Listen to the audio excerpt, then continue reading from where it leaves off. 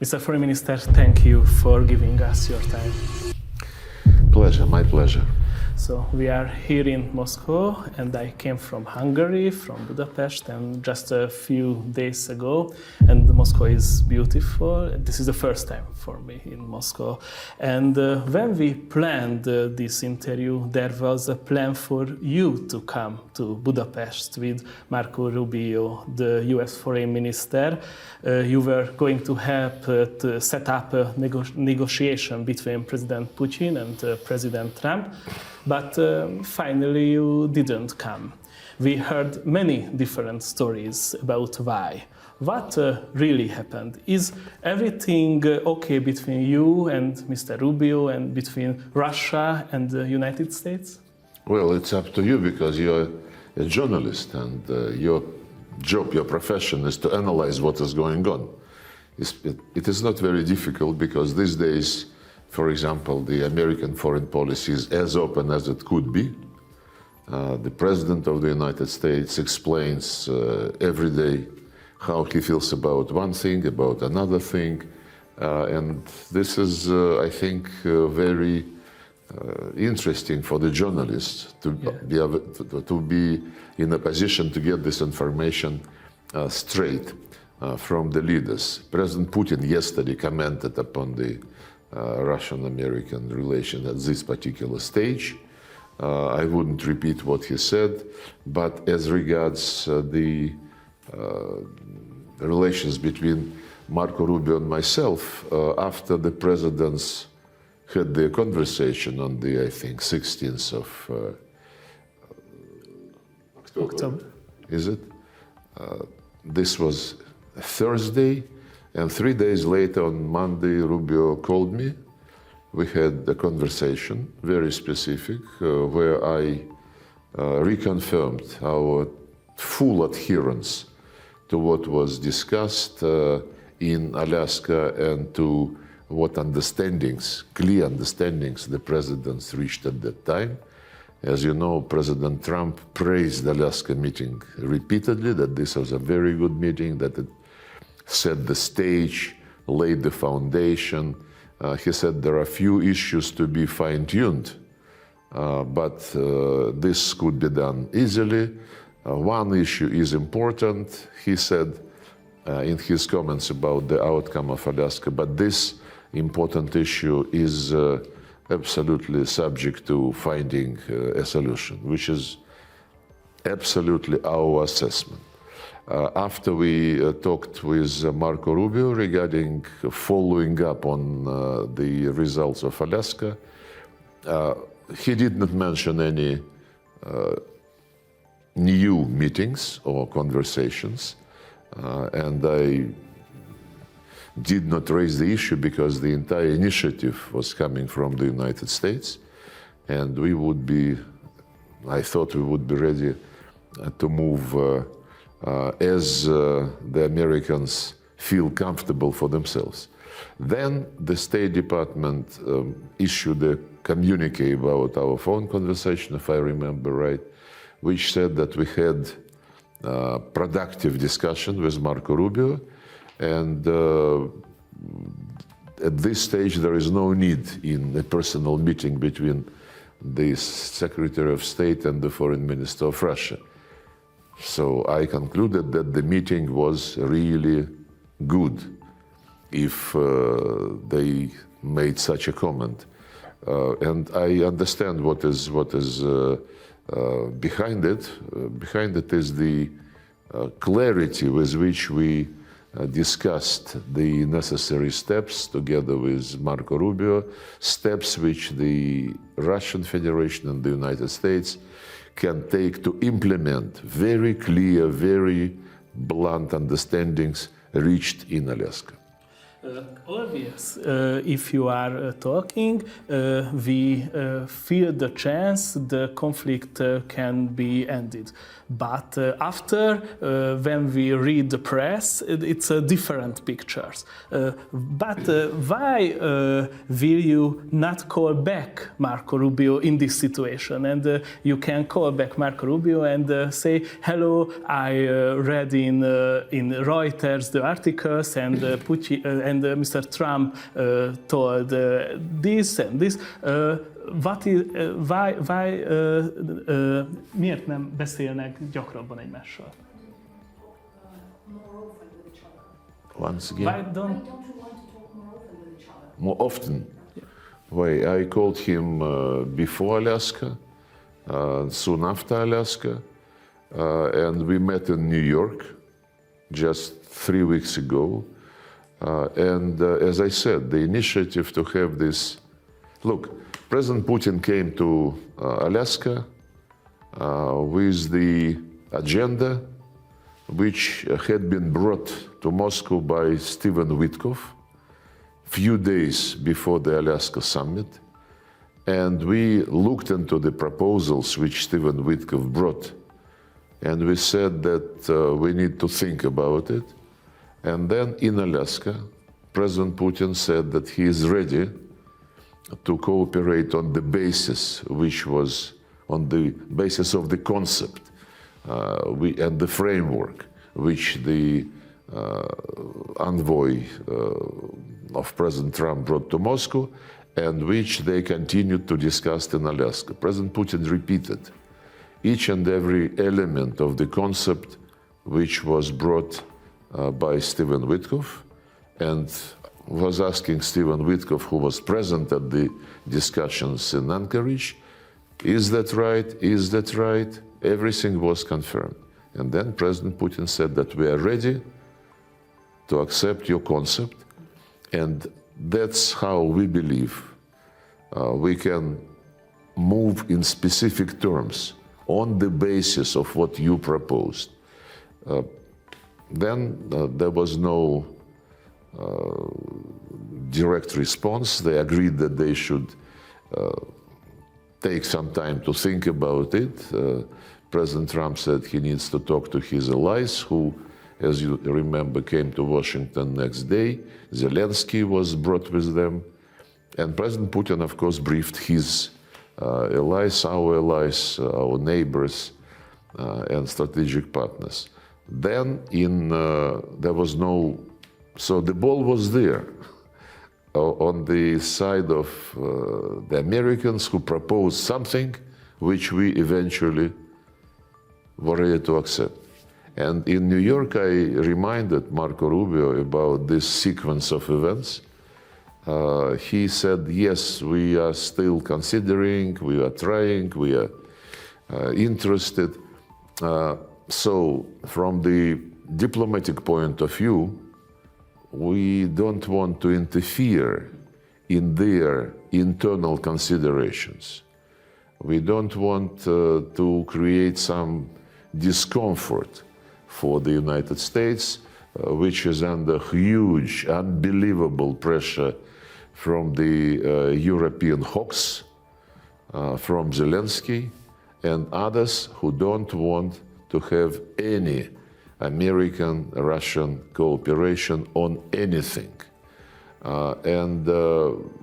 So there are enough people who are not very polite and who impose themselves upon Washington politicians and use each and every means to undermine the process which could have achieved its goals some time ago. And one very telling thing is they're trying to push President Trump from the logic which he repeatedly presented in the past, and I will quote a couple of his statements regarding how this crisis should be resolved.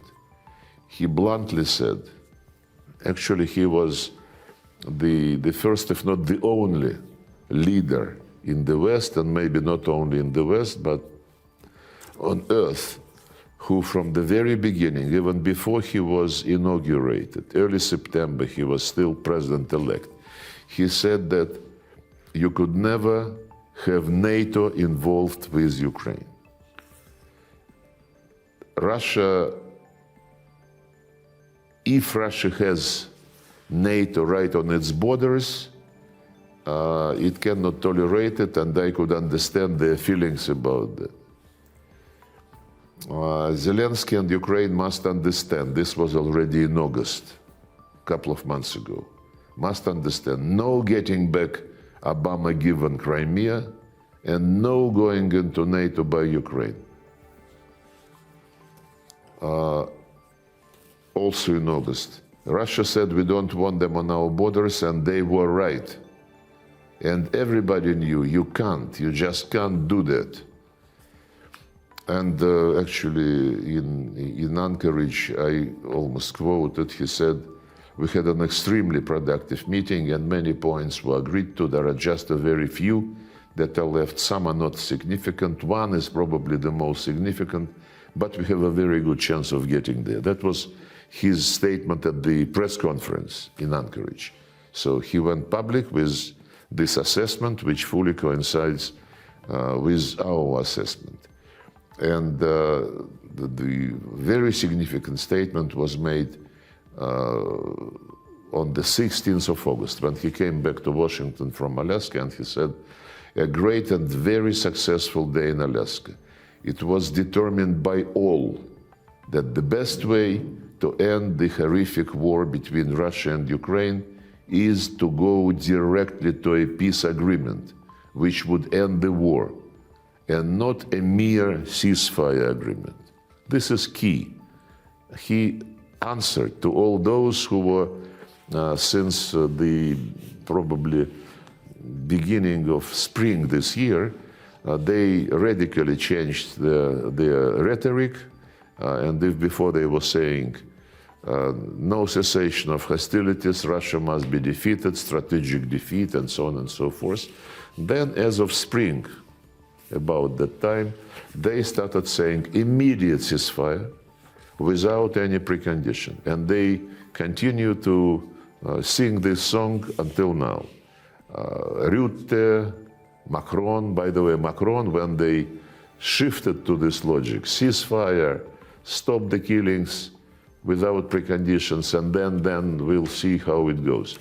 And Macron was asked whether this cessation of hostilities, ceasefire, includes the pause in providing weapons to Ukraine. He said, no, it does not. No preconditions at all.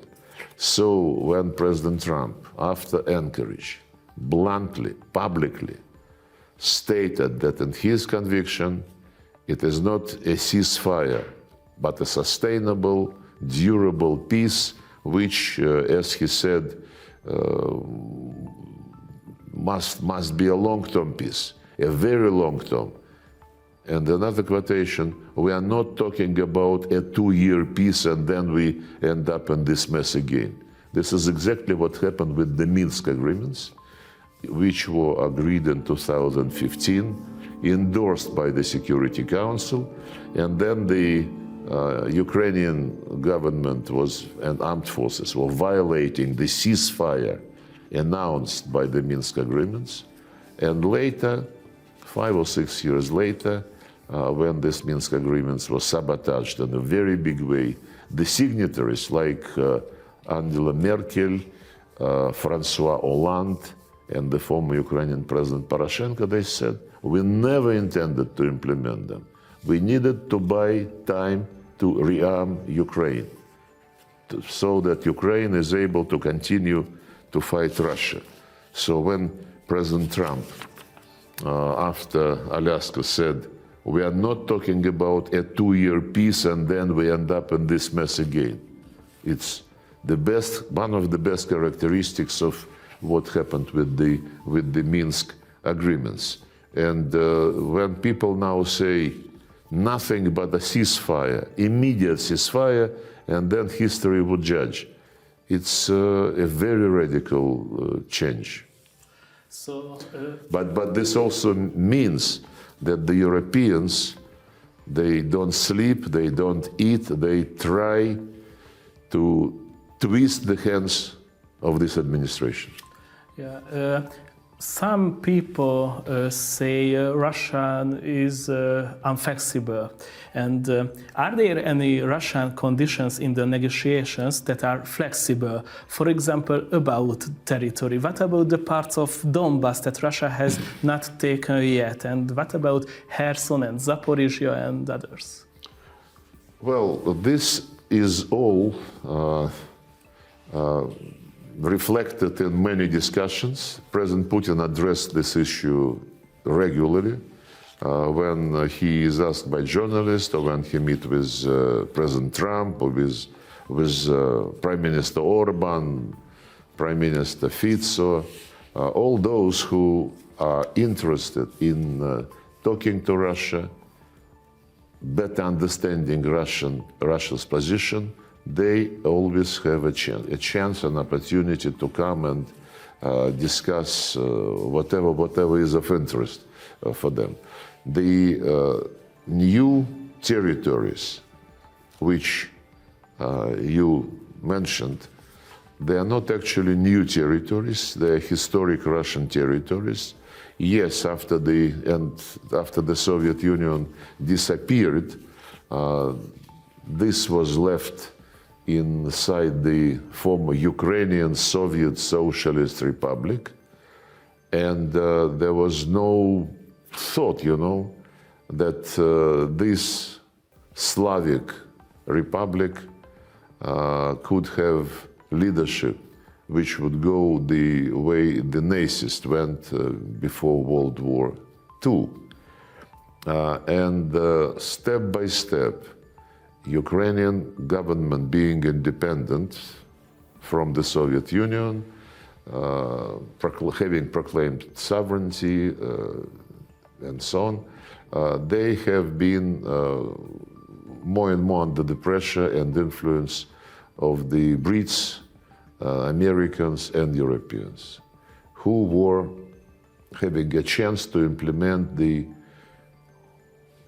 very old dream which Zbigniew Brzezinski expressed a couple of times, and some other American politicians, when they said Russia with Ukraine is an empire. Russia without Ukraine is a mid-level player, in a regional player in international affairs. We never, thought about this in those terms. But the philosophy of the U.S. Politicians who were obsessed with not allowing Ukraine and Russia to be together is very telling. It's the same divide and rule logic, colonial desire to undermine alliances which would not be ruled by you. And we recognize the independence of Ukraine, no doubt about this, but we could never think that the people who live on these territories which you listed, which are now in our constitution, that these people would be considered second sort, especially after the coup 11 years ago in February 2014, when the putschist took power by illegal bloody coup, masterminded by the United States.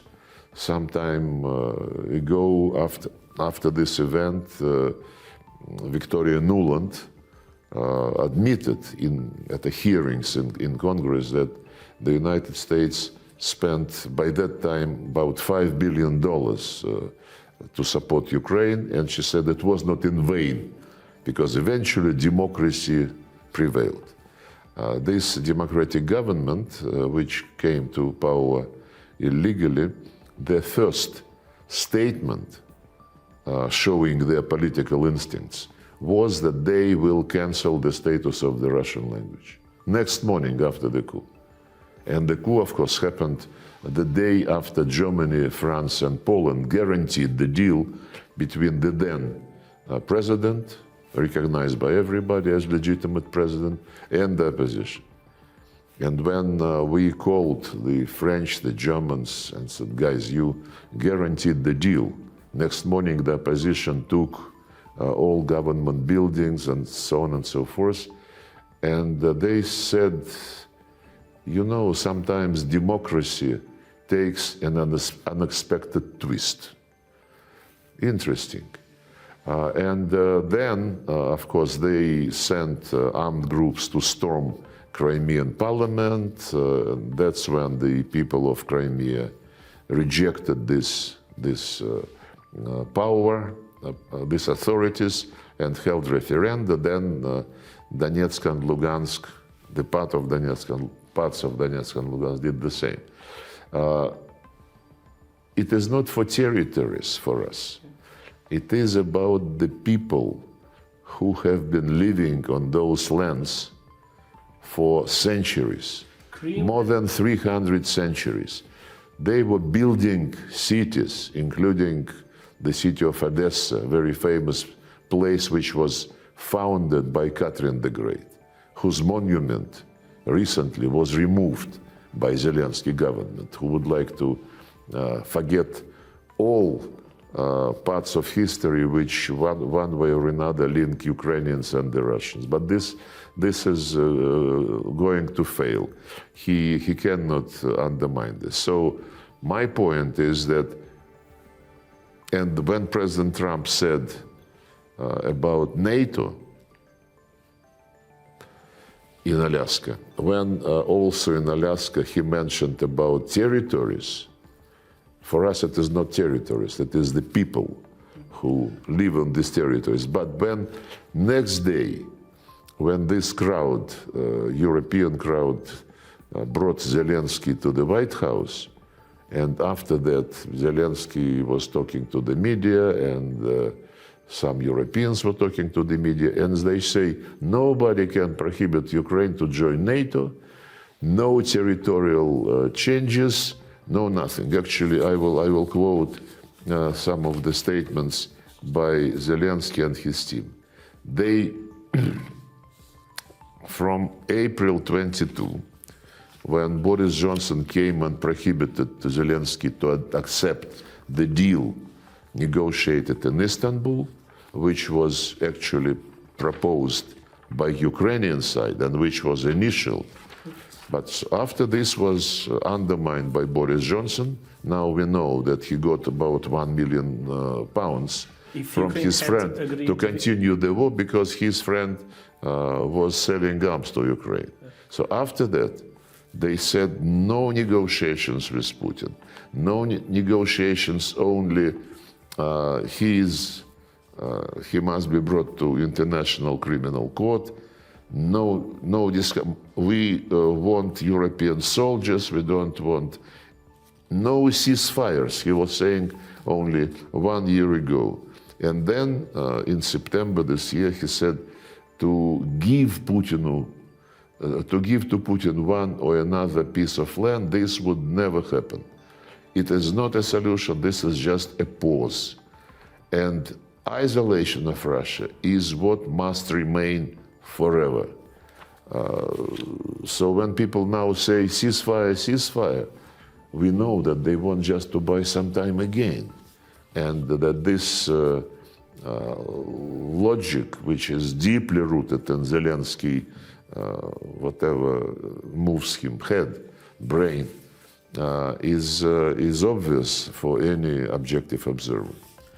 Donetsk and Luhansk and Crimea, I understand, but what about Cherson and Zaporizhia? Could Russia ever talk about giving them back to Ukraine? They are also part of our constitution, and the fact that this was not just imposed from above, like in Kosovo. The population was not asked. The representative of the United Nations, who was a former Finnish president, he just said Kosovo is independent, full stop.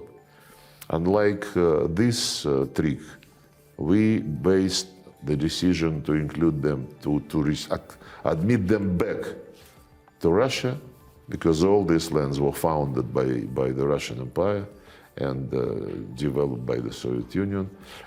Only after all of them, each of these 4 places after Crimea, held referenda. and bluntly expressed their desire to rejoin with Russia. And when we now liberate remaining parts of Zaporozhye, this is the Russian way to pronounce it, and Cherson, the people, in spite of the attempts of Ukrainian army to pull them into mainland Ukraine, they are not, most of them are not leaving. They are staying and they are welcoming the Russian soldiers who liberate them. So this is not our will, our imperialist desire, some people say. This is our concern for the future of the people who feel being part of the Russian culture. By the way, when Zelensky and his entourage, like Macron, Starmer, Merz and others, they still say Russia must get out of Ukraine, out of 1991 borders.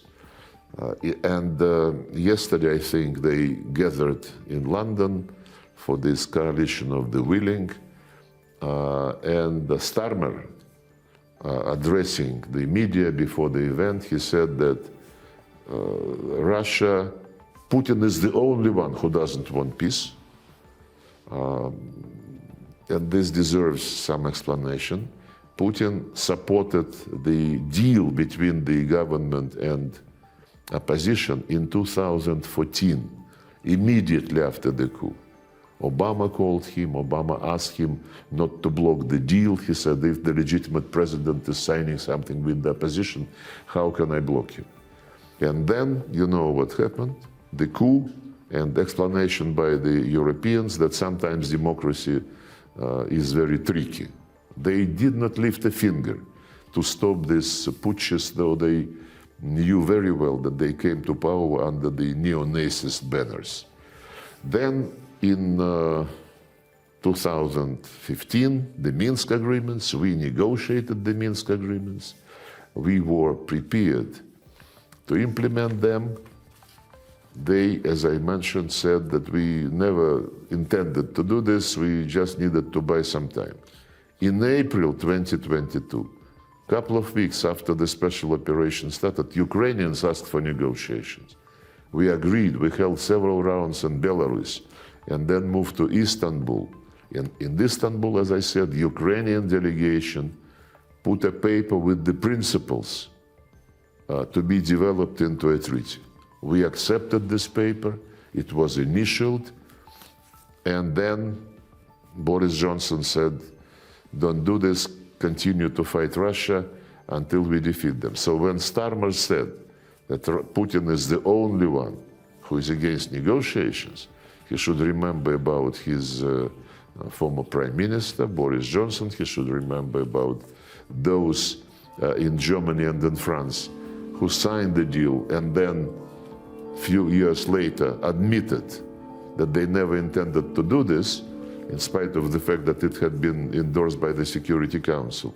And then Starmer continued to say that Putin must stop atrocities, must stop killing children, and he must withdraw to the borders of 1991. On children, it's a shame.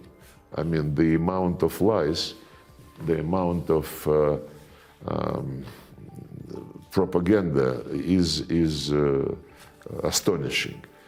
We have been hearing that tens of thousands of children has been stolen by Russia from their parents, and after the Istanbul process started this year, there were 3 rounds. At the very first meeting, our delegation asked Ukrainians, guys, you are concerned about the kids. Can we get the list of those kids who are missing? It took some time.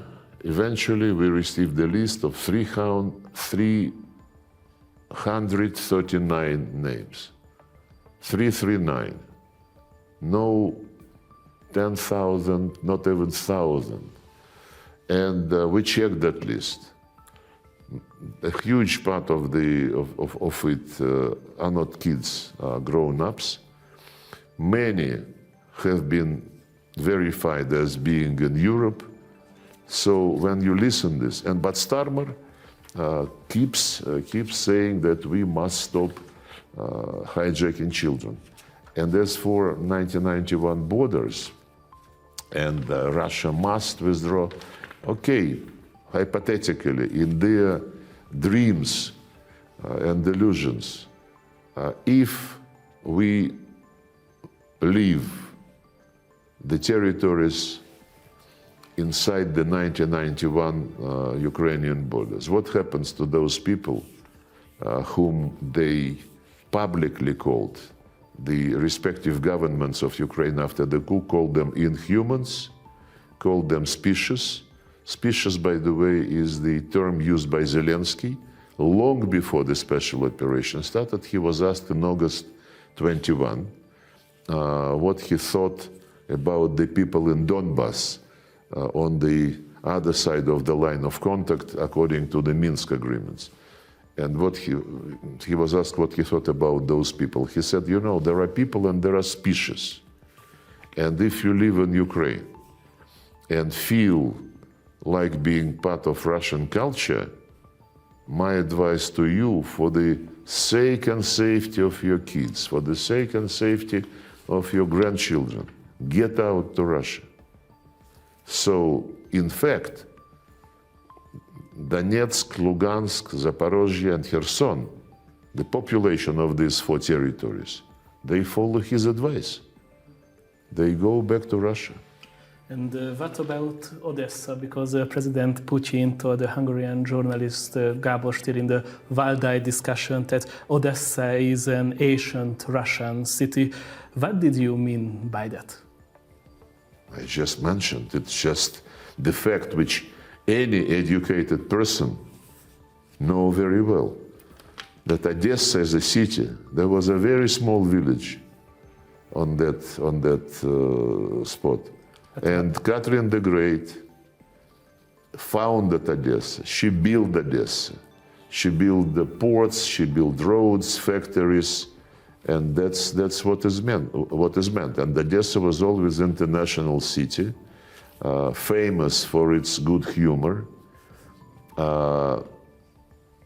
And Odessa, of course, is the heritage, and it is part of the UNESCO list of world cultural heritage. But when the monument to the founder of the city, Catherine the Great, was removed by the Nazist regime, UNESCO just stayed shut up. And the French Director General, Madame Azoulay, did not comment upon it at all. If the negotiations don't work, when will Russia say we have reached our goals and end the war? Look, the goals have never changed. I gave you some examples. When they started strategic defeat to Russia, no negotiations, and now they are pleading and threatening ceasefire immediately without any preconditions because Ukraine is running out of weapons and we need to replenish the weapons for Ukraine. Or there must be sustainable long-term peace, as President Trump said after Alaska. Now the Europeans are trying to dominate the agenda with the rhetoric about ceasefire. They zigzagging, depending on what is going on the front line. We are convinced that to save the people from the Nazist regime, the people who have always been part of the Russian culture, they spoke Russian language, they were teaching their children in Russian, they watched Russian movies, they got news from the Russian media outlets, culture, theaters, what have you. And when all this have been prohibited by legislation, the Constitution of Ukraine still states that the state of Ukraine guarantees the rights of national minorities. Russian minority is highlighted separately, Russian and other national minorities as regards education, what have you. And when all this was cancelled by law, and they started this cancelling in 2017, long before the special operation started, and since then, and this was another root cause, the root cause number one, NATO, because it was intended to pull Ukraine into NATO and to build military bases in Crimea, on the Sea of Azov, just on our doorsteps. And I quoted President Trump, who bluntly explained why it's absolutely unacceptable to Russia, and everybody must understand this.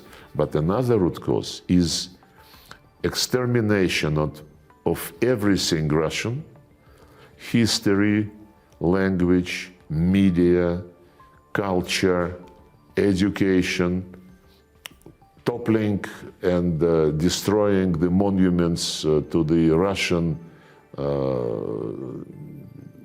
representatives who founded Ukraine in the eastern and southern part, toppling the monuments to those who saved Ukraine and Europe from Hitler and his Nazist troops.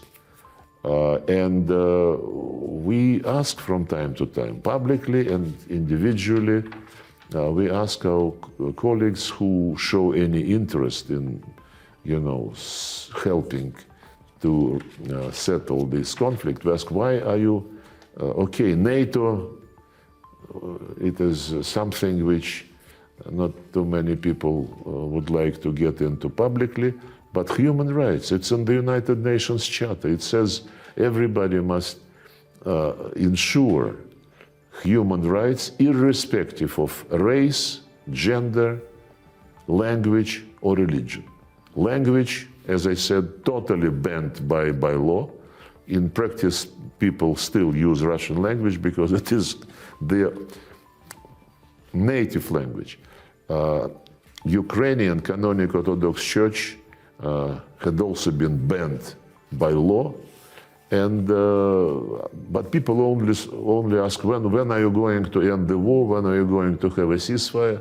It's not honest, if you wish.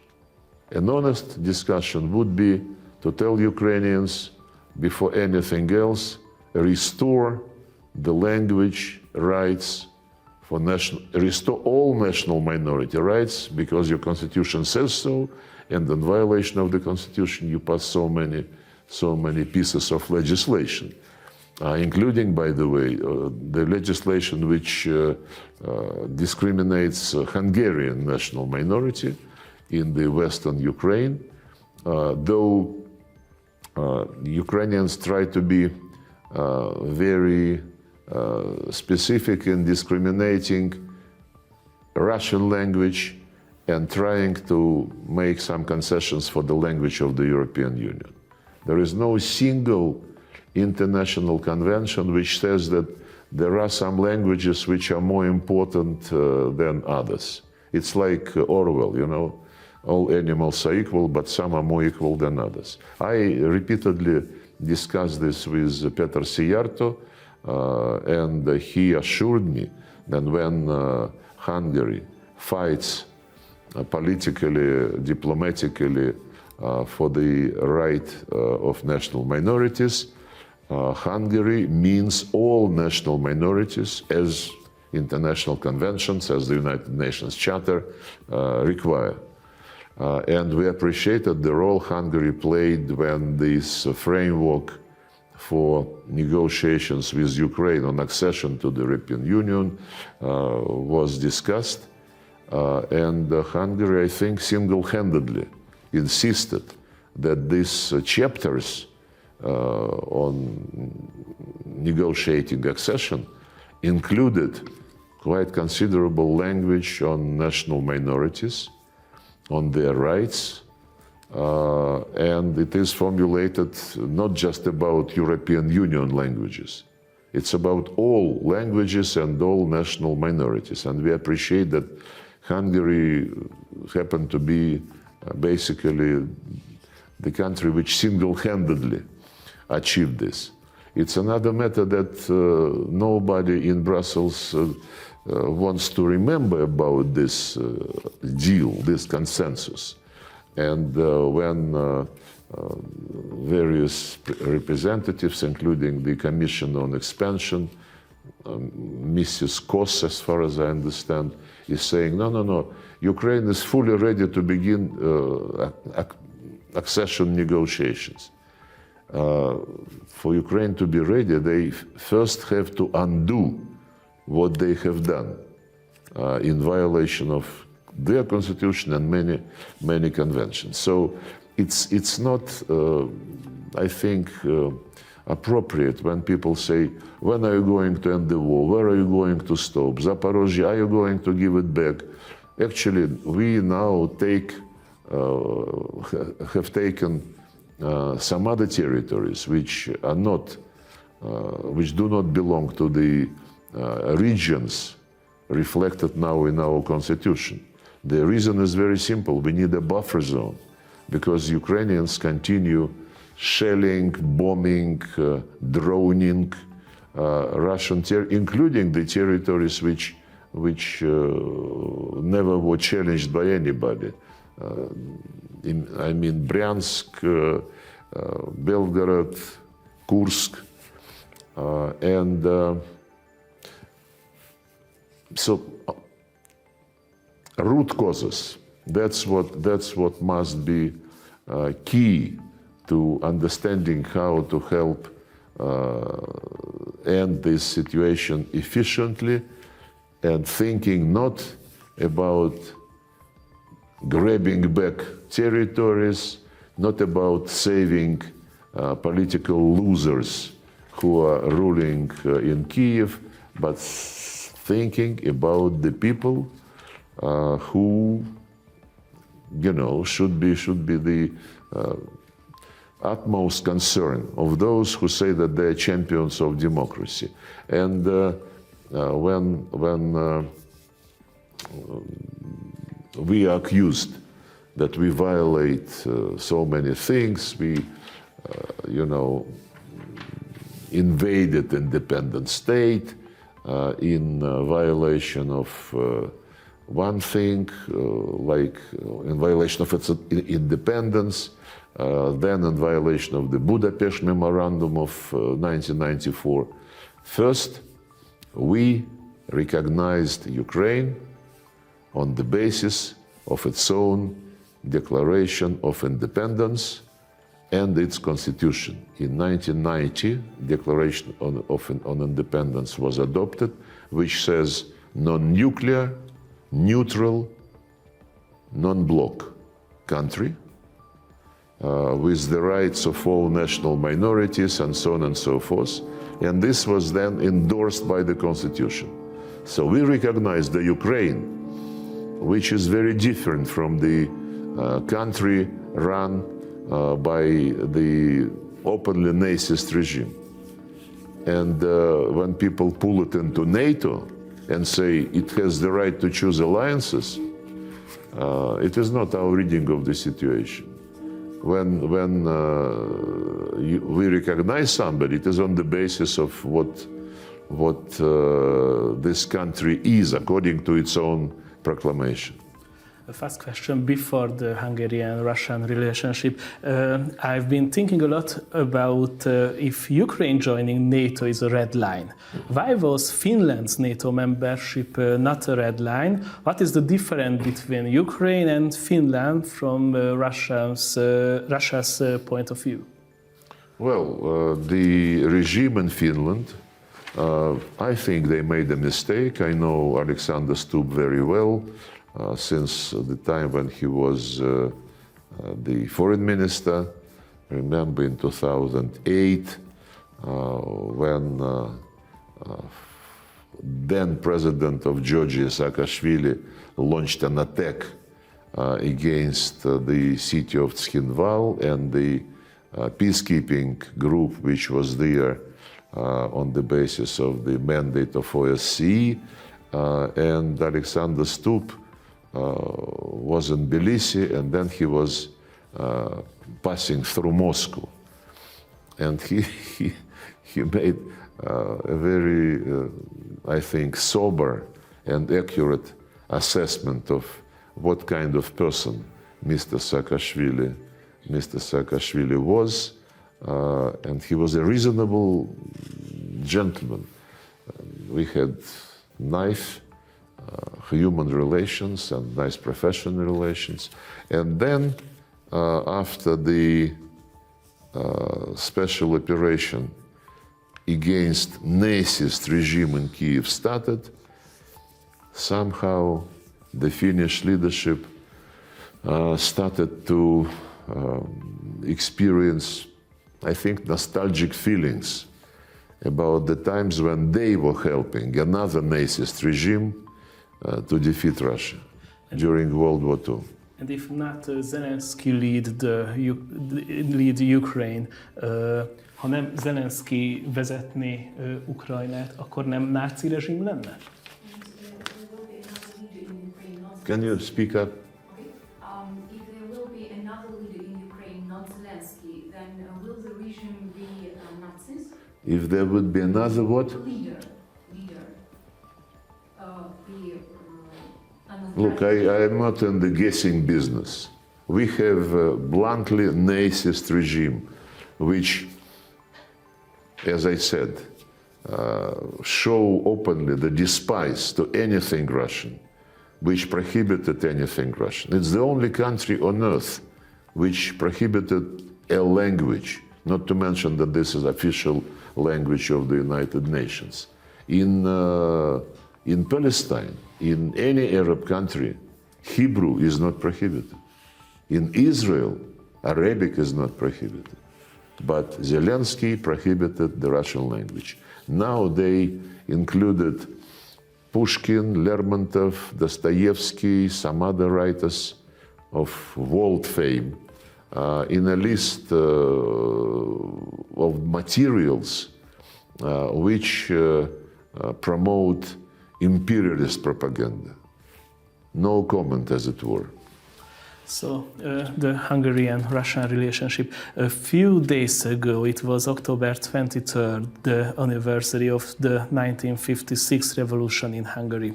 And that was one of the saddest days in our history, and when the Soviets occupied our country.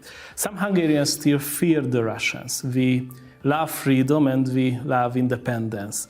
Honestly, we don't want to be attacked again.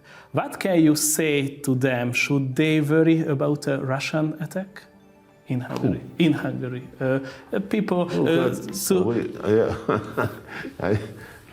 For example, you went Alaska. They don't need to be told. They know this, and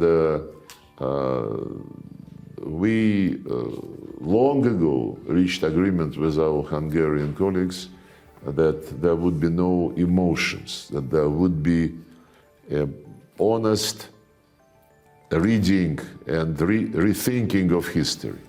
When President Putin was in Budapest long ago, 2006, he laid flowers to the monument to the victims of 1956 events. And just recently, he was in Eastern Economic Forum in Vladivostok, I think 2 years ago, in 2023. And he said that this, addressing the issue of 1956, that this part of the Soviet policy was a mistake. And they don't have any difference on assessing those events with Prime Minister Orban, but they, as I said, they don't need to ignite emotions around this issue, though maybe some people in Hungary and in Russia, especially those who emigrated, Maybe they would like to drive a wedge in our relations and to try to steer this history, but the leaders of Russia and Hungary, they know better. This is part of history.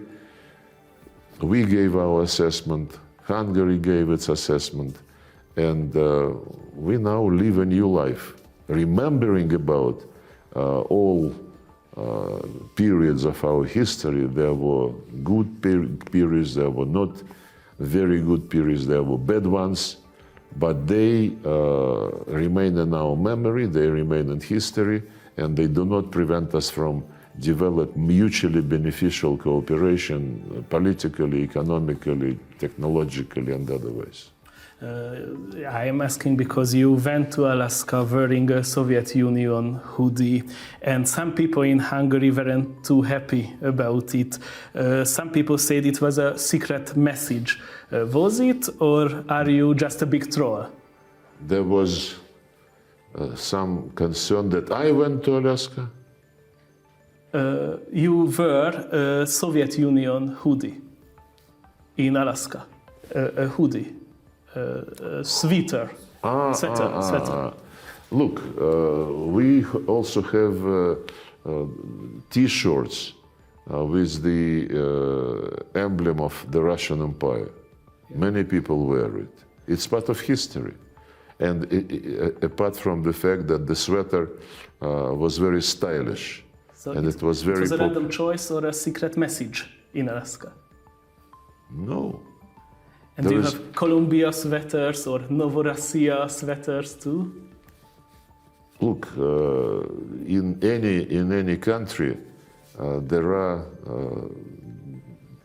parts of clothing devoted to history, to some bright moments of history, or to some moments when, for me, the Soviet Union is my motherland. I was born there. I enjoyed my youth. I enjoyed my employment by the foreign ministry, and I don't think that we should be ashamed of it. On the other, to the contrary, the Soviet Union was the key winner in World War II. Yes, we were fighting with Hungary at that time, we were fighting with Finland at that time, but that was a war which allowed everybody to create the foundation for the new world. The United Nations, everybody is equal, and apart from Nuremberg and Khabarovsk tribunals, basically, we thought that everybody now decided to be forthcoming, like the French and the Germans overcame the old grievances. So did we with many countries who thought that the Soviet Union was exploiting them in the Comecon, in the Warsaw Treaty. But it's very interesting. For example, Germany. Everybody thought that the German Democratic Republic was the servant of the Soviet Union, and as soon as the freedom explodes, Germany would be reunited, and it happened. It was reunited, but not the way which people discussed. It was not an equal reunification. It was swallowing by GDR by West Germany. And I know for sure, for example, that no one who used to work in the GDR foreign ministry was left in the United Germany foreign ministry. Many people were left unemployed and so on and so forth. Some other countries, including, I think, Poland, did the same. I don't remember that Hungary was doing something like this, and I believe it is right. I believe that after many wars which were originated in Europe or by Europe. It has to be a different epoch, and we all must unite to build a different world, like we all agreed in 1975 in Helsinki, and developed principles which are now absolutely ignored and grossly violated by those who run OSCE, those who become chairpersons, and those who work as Secretary General. The current Secretary General, our Turkish colleague, is trying to overcome this deficiency, and we wish him very well. But, oh yes, I forgot to mention about Budapest Memorandum. Many people said that invitation to Budapest, the meeting there, would basically mean that it is a humiliation, because Budapest already was once the place where guarantees to Ukraine was signed, and it will be a very bad memory association. People who say so, they never read the Budapest Memorandum. The Budapest Memorandum says that Ukraine, as other former Soviet republics who refused to have nuclear weapons, would receive guarantees. Guarantees as the nuclear powers give to non-nuclear states. That's it. That's all. And these guarantees say that nuclear weapons would not be used against non-nuclear powers who are members of Non-Proliferation Treaty. But parallel with the Budapest Memorandum, a declaration was signed by the same signatories, which contained their commitments, solemn commitments, to observe all principles of OSCE, including national minorities, democracy, freedom of speech, and so on and so forth. All these commitments, which have been reflected in OSCE documents and which were reiterated on the occasion of the adoption of Budapest Memorandum, have been grossly violated by the Ukrainian regime. So we don't think we are in any way violating that document, which played a very important role in that period. So the last quickly question, can we expect you to visit Budapest soon, you, President Putin, or maybe President Trump? If there are talks, could they happen in Budapest? Because we have many great T-shirts and sweaters, some even show our old borders, but that's a complicated topic, and we have very little time left. But can we? So can we expect you to visit to Budapest? Sure. I was not invited. President Trump suggested to President Putin to meet in Budapest. President Putin said, yes, let's go into the preparatory work. We had a good conversation with Marco Rubio. The initiative was on the part of the United States. As I said, I heard that the State Department issued a communique saying that it was a good and productive phone conversation between Rubio and Lavrov, and it was so good that for the time being we don't need any meetings. So, you know, the initiative is there, and we are polite people. And when we are invited, we say, yes, let's agree how and where and when. And when this invitation is cancelled, as President Trump said yesterday in the White House, later they said that cancel means postpone. It's up to those who initiated the process.